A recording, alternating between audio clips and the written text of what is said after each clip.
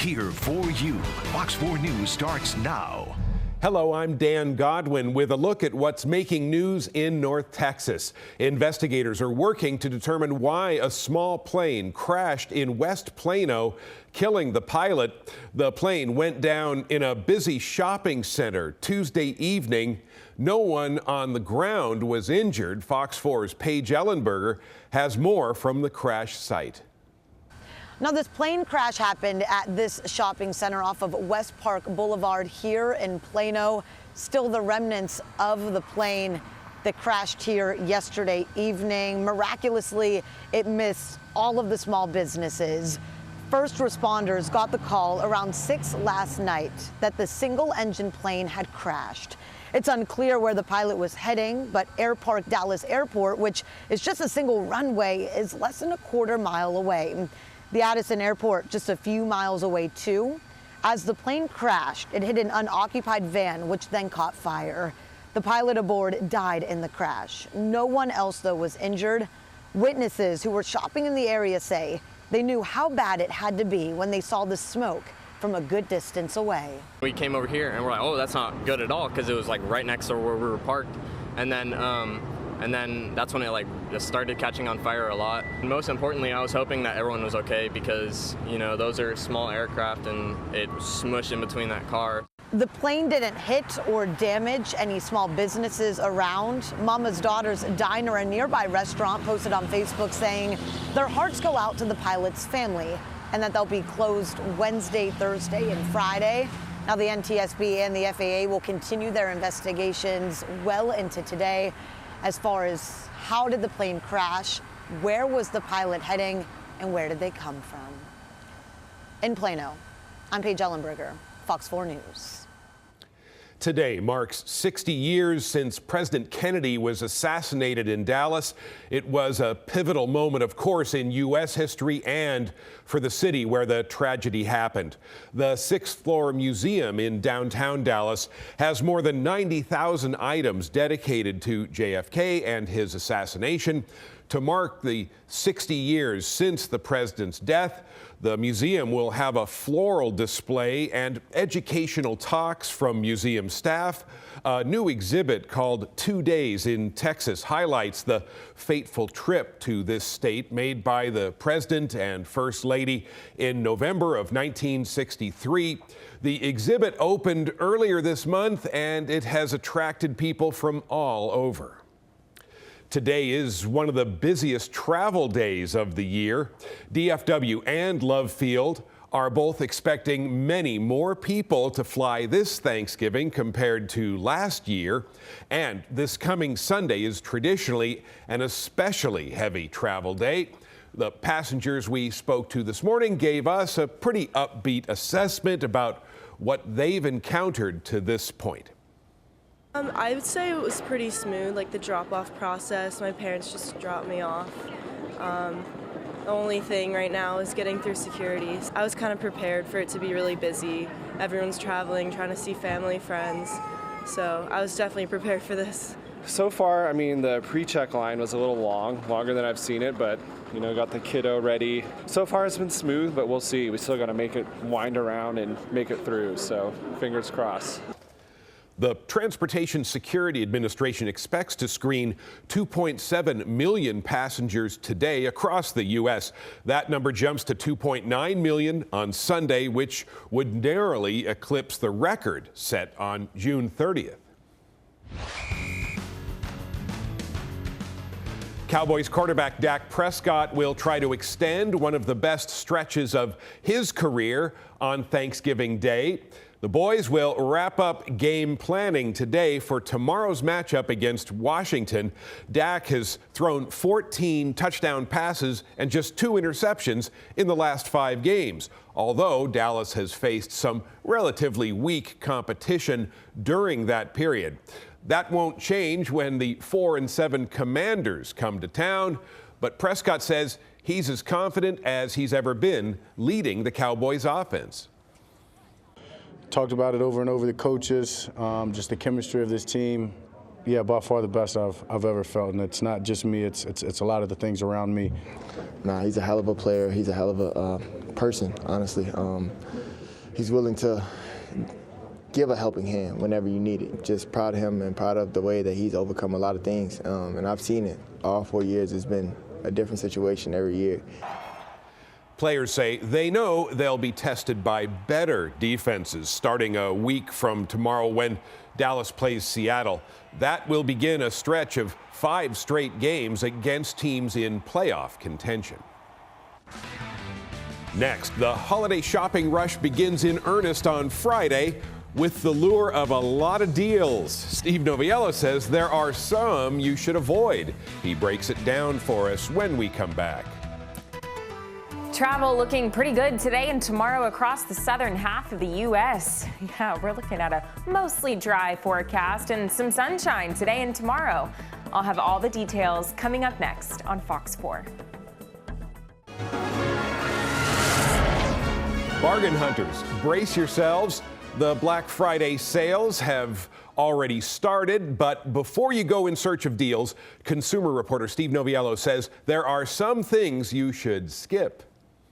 Certainly, it's still a day for deals, more like a season of savings, though. I think the moment my kids stopped chewing their Halloween candy, the Black Friday sales began. And here's the best rule of thumb for all folks. Listen, you do not know how deep the discounts are unless you keep in mind what regular retail would have been any other day of the year. So always start there. Now, there are some tried and true categories, things like big screen TVs, always a big hit for Black Friday. And already we are seeing some massive discounts. But instead of the price, what I want you to focus on is the features. Take a look. Does it have the number of inputs that my home theater needs to support it? Does it have the correct resolution? Does it have smart features? Is my favorite streaming service available on it? Does it have Bluetooth for private audio?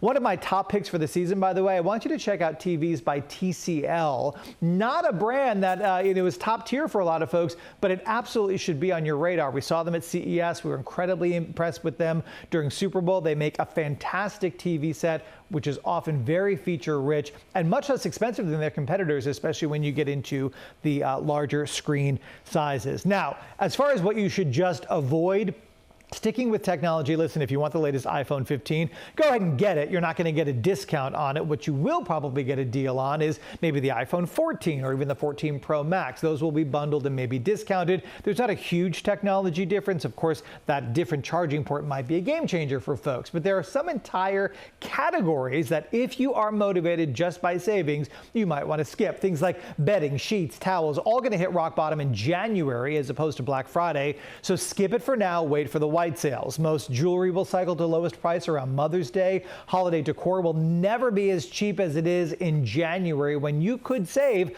up to 90 or 95%. Of course, that means maybe limited selection and storing stuff for a year before you actually use it. And believe it or not, gift cards may never go out of style, but they do go on sale during the back half of December. You're going to see gift cards either incentivized, discounted, or bundled in ways like, hey, you buy a $50 gift card for your friend, we give you a $10 one for yourself. Now, when it comes to toys, I will say there was a time in my life I would have gotten on my soapbox and said, you must wait for a deal. Then I had kids, right? So listen, if it's the thing that's going to make them smile during the holidays, go ahead and get it. If you can find it, get it in the cart, get it to your home, right? We're not seeing the massive supply chain issues that we maybe saw a few years ago during the pandemic, but there are certainly some glitches in the system, so you want to make sure that if you can find it, you buy it. If you want a deal, the best time to buy toys is 2 weeks before the December holidays. That's when they cycle to their lower prices. And here's how you can really cash in. Get the kids a gift card. Places like Target will have their semi-annual toy clearance sales in January where you could really save a significant amount of money. Yeah, holiday shopping, holiday travel. Either way, your forecast looks pretty good. Today, highs across the Lone Star State, upper 50s and low 60s, a whole lot of sunshine. Where that does start to change, though, is the farther south and southeast that you live, as a disturbance will be tracking across the northern portions of the Gulf of Mexico, and that could produce a few showers down by the Houston area, some extra clouds tomorrow. And as far as our North Texas counties are concerned, concerned, I wouldn't be surprised if we squeeze out a few sprinkles down by Palestine by tomorrow afternoon. All right, your turkey trot cast looking pretty good, just cool to start. Yeah, by the time the runners head out to the start line, it's going to be kind of cold. Temperatures in the upper 30s. Yes, we will be waking up to some clear skies, those light winds, all of that makes temperatures drop a little bit cooler. And we noticed that this morning too, with several spots outside of the immediate metroplex falling to freezing. We've already jumped into the low 50s though this afternoon. Clear skies again, those winds light and out of the northwest for now. That's helping to still reinforce that cooler air. Here's those low temperatures from this morning. I just mentioned that several spots outside of the immediate metroplex falling to freezing, if not a couple of degrees below freezing. Satellite and radar right now completely clear, but I want to direct your attention to what's going down a little bit farther to the south. See those showers that are starting to come onshore across the northwestern portions of the Gulf, far south Texas. Looking at those showers right now, this is that disturbance that we've been monitoring over the last several days, kind of telling you I wouldn't be surprised if we see some extra clouds, especially through the second half of the day tomorrow, and especially the farther south and southeast that you live. Temperatures right now, low 50s, still kind of on the cooler side, especially across far east Texas where temperatures are a little bit cooler. Through this afternoon, we'll be able to climb to 60 degrees, if not a degree or so shy. Either way, very seasonable.